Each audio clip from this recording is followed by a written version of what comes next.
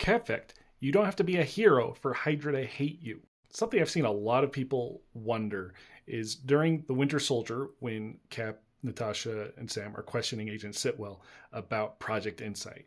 And he rattles off a few names of people who would be targeted by the algorithm, one of it which being Stephen Strange. And apparently a lot of people wonder why Stephen Strange is being targeted, since this is years before he would become the Sorcerer Supreme. And I think the reason this happens is because Sitwell mentions a few people who are Easter eggs. He mentions Stephen Strange, and he mentions people who we could interpret as being Moon Knight and Spider-Man.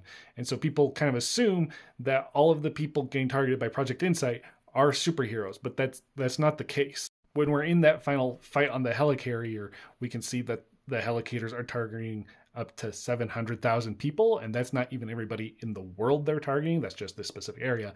And despite what it may feel like sometimes, there are not 700,000 heroes, even in the United States.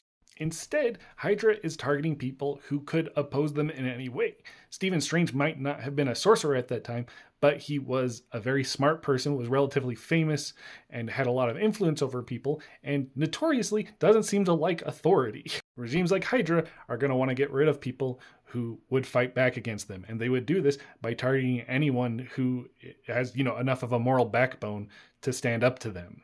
And we've seen that with regimes in the real world where they'll do book burnings and try to suppress higher education and anyone who disagrees with them. It's not about how much actual, superpowers you have. It's how much power you have to help people realize the evil that these regimes are doing.